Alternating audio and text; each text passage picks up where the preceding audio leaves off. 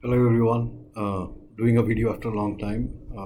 Just been busy, but something happened that really caught my attention, and I thought I should talk about it because I realize that the amount of conversation that should be happening around it is not happening. So last year July there was a huge recovery made by NIA about explosives, which was around 27,000 kilograms of ammonium nitrate, 81,000 detonators, around 2,500 electric detonators, and say around 1,500 gelatin sticks. And last week they caught two people, arrested two people in that account, and that is when I saw the report and we realized this should have been a very big news actually. Because I'll tell you why. The amount of ammonium nitrate caught was more or less the same lines that exploded in Beirut a couple of years back, and which actually caused a earthquake to the size of 3 to 4 Richter scale. That is the explosive power of this much of ammonium nitrate there is. Plus, you add to the fact that it comes with 81,000, detonators and electric detonators and gelatin sticks aside. So, how you use ammonium nitrate is that it can be turned into pipe bombs. IDs, those are improvised explosive devices, and when you break them down into small chunks of small bombs, actually pipe bombs and IEDs and country bombs, and place them all around at your disposal at the time and place of your choosing, they can actually wreak havoc on the state or country. Actually, it could be sent to anywhere from West Bengal. If it has come there, whatever the sinister plan of these people might be. So the thing is, when this the explosive power of this amount of ammonium nitrate, actually when you calculate it, comes to around 8,000 kilograms of RDX. That's a massive number as far as RDX goes.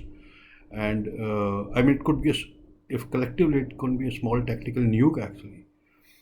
What it does is that it turns to 8,000 kilograms of RDX in explosive power, which, and to give you a equivalence, the Pulwama terror attack, which ripped apart the buses and killed around 44 or 45 security personnel, was 80 kgs. This is 8,000 kgs. So you can imagine. And plus, when you actually make bombs, the explosive power always increase because you add some accelerants and you add steel balls or nails or any kind of shrapnels, and then you pack it in something that also explodes and it turns into shrapnel. So this is actually just mere mathematical calculation of the explosion power. But how that explosion occurs and where or who all it hurts and where it happens is a big worry actually.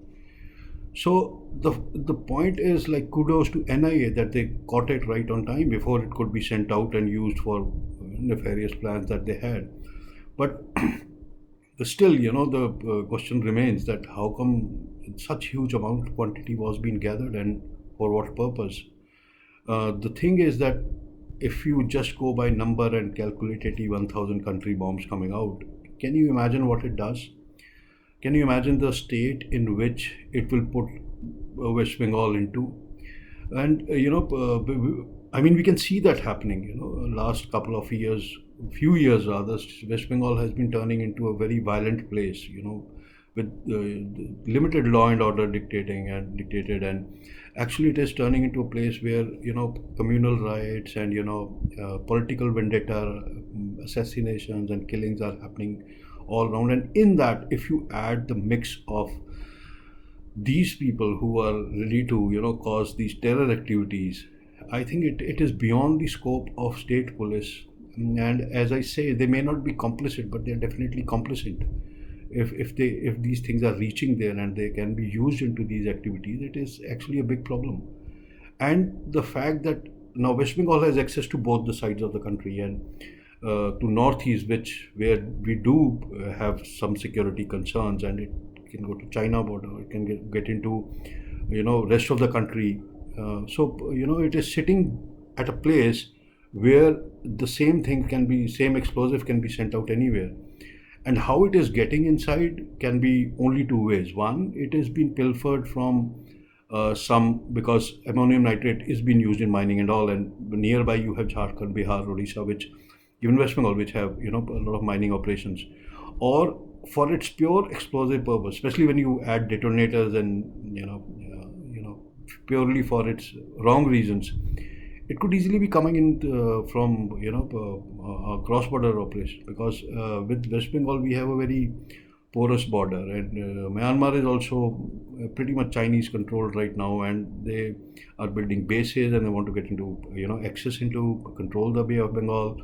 So till the time reports come out, we really don't know what is the thing. But till the time investigation is completed, but one thing is for sure, that this is not a normal thing. This is, I mean, even in Kashmir, when you see the reports when terrorists are killed, you get 10 detonators, 20 detonators, half a kg of RDX or things like that. This is massive compared to that. This has been, this is a war level preparation. And this war is actually being planned in a way that it will cause a lot of chaos in the state or country. And the point I'm trying to drive is that if the central government knows that the security apparatus is such a big failure there, why don't they step in? Why do we need things to go so bad in a state that finally we have to call army in, and then it becomes another Kashmir or wherever in northeast we army had to step in? When you see these are the indicators, as in intelligence you say battle indicators, things that start happening before the hat is about to drop, things that you can observe and know things are going bad. This will turn from bad to worse because there is no control. This should not be happening, as it is a state not ruled by us, and let it be state government's problem, and if this happens they'll look bad. And I don't know, that's not how I see it, actually, just my individual opinion. Because in the end what will happen is this chaos never contains itself. Look at Kashmir. It is not contained to itself. It's affecting the terrorists from there are causing problem all over. You have million plus security forces deployed there. So much budget goes into managing them. Kashmir does not produce. You don't get too much revenue from Kashmir, but it takes around I think I read around $16 billion worth of budget just to maintain it. So it is not Kashmir's problem anymore. Plus the headache of a state which is going through security issues, and how much it can develop. It turns into a war zone. It becomes your weak spot. Infiltrations happen, terrorism happen. Then there is no end to it. Then you land where Kashmir is, and then you spend decades after decades just to contain it.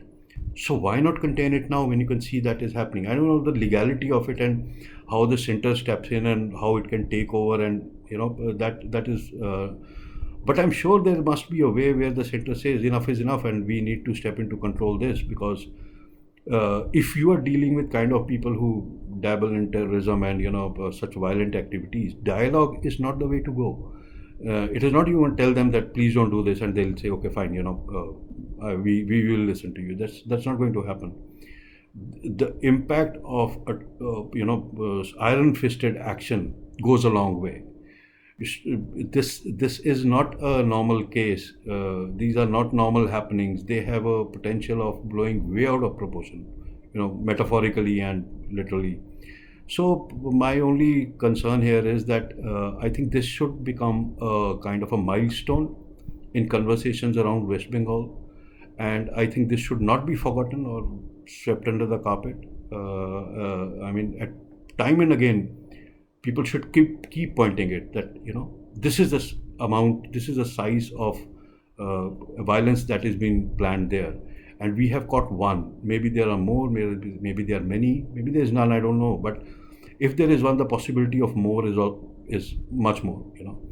So it should become a cornerstone. It should become the pivot around which these conversations happen, and this should be taken as a benchmark to where the state has reached in terms of its bad state of law and order. And I do believe that again, I'm not a legal person, but there must be some way where the center can step in and start taking control. But because once this goes out of hand, then you can deploy as much as army as you want, or CRPF, or any special forces, anything. Then it is gone, and it has a much worse border than we have with Pakistan and Kashmir, as far as the infiltration or exfiltration is concerned. So I'm going to end it here, and thanks for listening. Just wanted to share a concern because I really thought there should be a conversation happening around it. Thank you very much. Jai Hind.